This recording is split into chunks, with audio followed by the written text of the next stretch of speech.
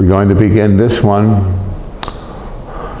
with a countdown again. We're going to count down from 90 to 80, at which point our breathing is going to be regular, deep,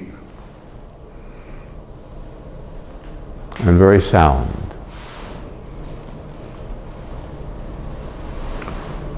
Just relax all your musculature. Feel everything kind of fall down to your heels and your toes, and you're just grounded into the earth. The monks, the Buddhist monks, would do a walking meditation. You put your consciousness in your feet. Or as Mr. Skold here, when he teaches martial arts students, you're very grounded. You can't be moved. I've done this for years with old sensei, and it's a very powerful place. You cannot be moved. It's a very deep thing. That was all of your being to fall into your feet. Everything relaxed.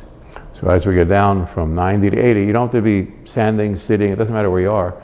You'll feel this grounded sense like you weigh 2 tons, but in a very relaxed way. And when you're in this state, your spiritual consciousness is very concentrated. So it's not about body weight, you feel this sensory transmission where it's a very powerful peace, a peace with a wisdom in it, and an understanding, and a kindness, and a truth. And you're not concerned about the outside world at all. And all the vibrations that are out of kilter in your life or the circumstances, they become clearer. You realize you're in a state of not grace, but eternity. You're actually involved with the true God of the universe, because there is such. And we're all there, quietly, peacefully, reverentially, just there at 90, or at 80. We'll go from 90 to 80. Thank you. At 80, complete peace. We'll have the power and brilliance of the sun and the innocence of the newborn.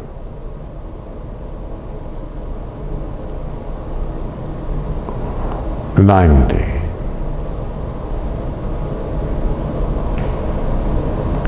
89. 88. Just the breathing. Feel it get more rhythmic, more regular, deeper. And this quiet, wonderful, happy sense begins to fill us. And at 80, we are that sense. Because that's the presence of our soul, which is eternal, which is a province of the divine. 85. 84. There's nothing to do or undo about our spirituality.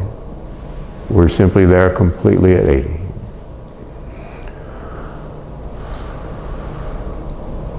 83.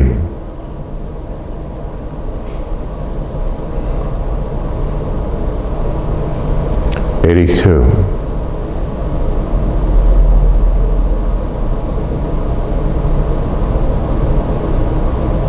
81.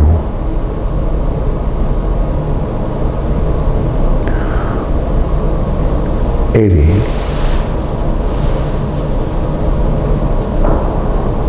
When we practice being quiet during our meditative times, we'll discover that 90% of our time we're in the quiet.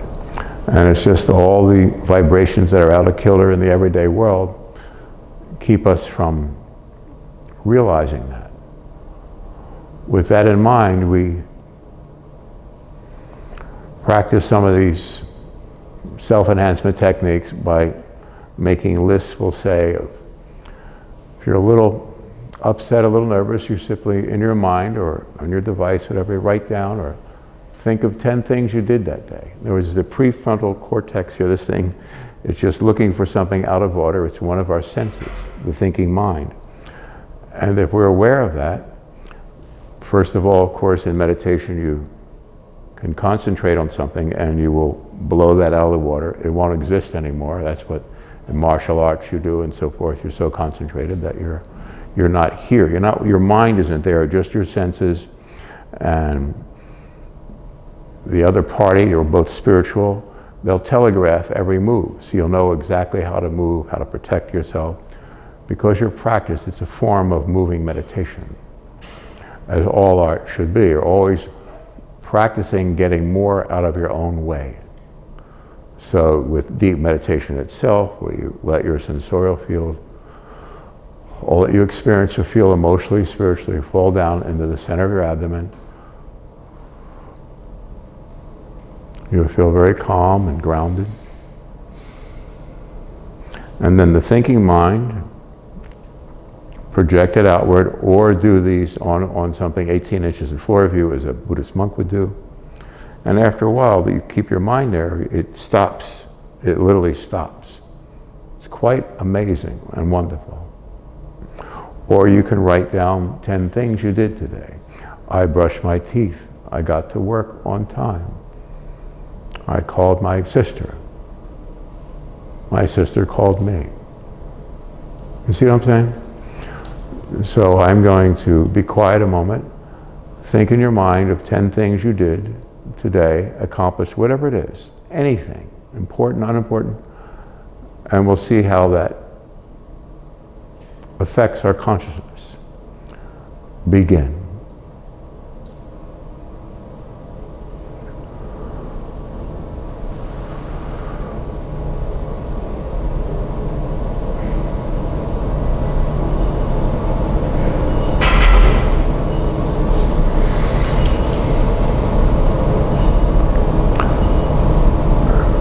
Thank you. We can see at the end of that, like a little residue of our thinking. We've got our thinking mind got a little more quiet. So if we do this 3 more times, it works. Or if we ask ourselves questions. And the point is to acknowledge each time this is very important, and it's something for the rest of our life. It's all we'll ever need to understand about meditation. What's about to be said is that brush my teeth, got it. In other words, you acknowledge it to yourself. The mind is looking for things, and as soon as you acknowledge it, it will kick out. It will just stop searching for that. Does that make sense? And all in meditation, you're acknowledging everything you sense and feel. Oh, there's a devil's face. Got it. I feel wonderful, incredible, gracious, kind, and true. Got it. I feel like I'm floating. Got it. You're acknowledging to yourself. I feel an ecstasy. Thank you. I feel divinity itself. Thank you. In your mind, a very delicate thank you. You know what I mean? It's like an acknowledgement. And if people are talking to you and you listen to them and say, oh, thank you for saying that. Or you just say, got it, I hear that. The person's mind will kick off that you're talking to.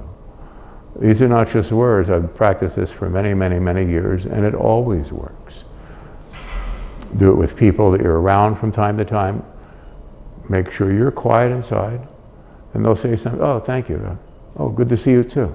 In other words, very quiet. You hear, make sure you hear their thought, and then with the same sense, thank you. They said, oh, good to see you. You go say, oh, good to see you. Same volume, you see what I'm saying? Emotionally. And this will always work. If you do this with your meditation, you'll always be quiet. You'll always be satisfied. You'll always be thankful. You'll always be reverential. You'll always be very clear to those around you. And you'll be a spiritual oasis for everyone around you. And the 1 or 2 or 3 that are propelled by the devil himself, as long as you don't react to it all, you'll win that war, and the next war, and the next war. I'm saying things that are very deep, very lightly and quickly here, but everything spiritual is that simple, because we are transcendent spiritual presences. And the world has always been considered lost. It's been considered a hell. It is a hell, the whole world. not just part of it. And if we know that, we're tough as nails. We can take back the neighborhood. These are not just words. They're more profound than the Bible itself. It'll take you where the Bible leads, where poetry ends, where love truly begins. It's the other end of the rainbow. It transcends love. This quiet wisdom of knowing Him, the only God. There's nothing you will not do, nothing you cannot do. And you can't carry a placard down the street decrying the great wisdom you have. It's very simple. Like the words of Lao Tzu, where even breathing is a temptation, and just being is everything. Lao Tzu would say, if you want to lead a great nation or some huge enterprise, treat it as though you're cooking some very small fish. Never just tenderly, lightly. The whole point is not to be taken by the world, taken in by the temptations. If you don't react, in your consciousness, all of it will evaporate. Because it never was. It's been called the illusion, right? The mortal dream, the material dream, the way of all flesh. So when we're quiet, we'll see Him, the only God.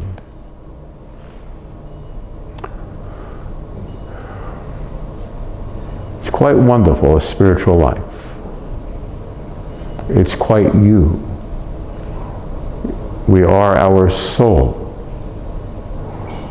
We're not our body or our problems or the solution to our problems. We're made of light and air and kindness. It's that simple. Thank you. So now we're going to count back from 80 to 70, at which point we're going to wake up one morning 3 months from now, having imbued ourselves with a stronger sense of spiritual dedication, using these techniques. There's no wishing here. There's no hoping. There's no, oh, I hope that. No, it's these techniques work. They will ground us and they'll supplant all else. And in the very beginning, it'll seem like we're fighting this great wall of darkness here, that my life is so hard, or I owe $30,000. No, all that will go up in smoke in your consciousness. And then you'll have this diamond-like shield around you called faith. Faith in God, and God's faith in you. There is a transcendent place called illumination, nirvana, enlightenment, called you. And we're there at 70 after having practiced some daily amount of meditation, of being caught up in this rapturous presence. It's like falling in love, except it perfects everything, prevents everything from hurting us. And we're gifted with many, many, many powers when we're there. We're there at 70. We'll simply daily practice some of these techniques. And let's see where we wind up 3 months from now, one morning. Thank you.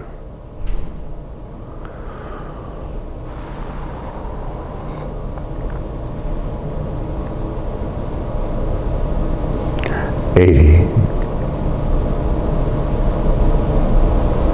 $79, $78. Just the breathing. There's nothing to do or undo. It will just happen. There is a God. You are God's light in this world. 75.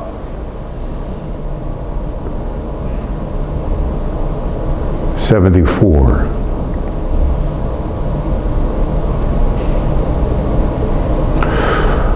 73. 72. 71. It all gets away from itself, doesn't it, when we open up our consciousness. And we're there at 70. Thank you. All the weight falls from us. All the shoulds and woulds and have-tos are gone.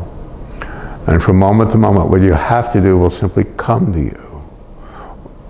What you need to express or understand or overcome or work with will come to you. But it's such a deep state that we're involved with all these cloud-like, gorgeous golden sunlit clouds of understanding, and it's something we're going to learn to hide. That God himself looks out from our eyes. We learn to hide that because God is even infinitely more humble than we are. I hope this makes sense because that's the entree to heaven. It's the answer to any question, any need or want or desire.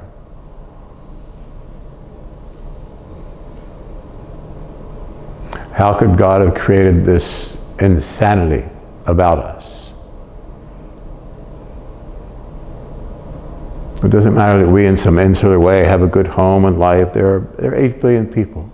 Most of them are in very disturbed conditions. But even that doesn't matter because the whole thing is what's traditionally, spiritually been called the illusion. But there's nothing illusory about you, is there? You're kind, you're decent, you're well-intended, you're pure, you're intelligent, you're capable, you're wise, you're loving, you're hardworking, aren't you? And despite all travail of this present life, you're still desiring love, some attention, some creative outlet, an answer to everything, the healing of your friends and loved ones, aren't you? You know how powerful that is, what it's saying about you? This actually is hell, the world. Look at the writings of any mystic that ever lived, any spiritual text, and you'll find that there. It's in the tract somewhere from beginning to end. There is a God. You are his presence. Thank you. Thank you for listening.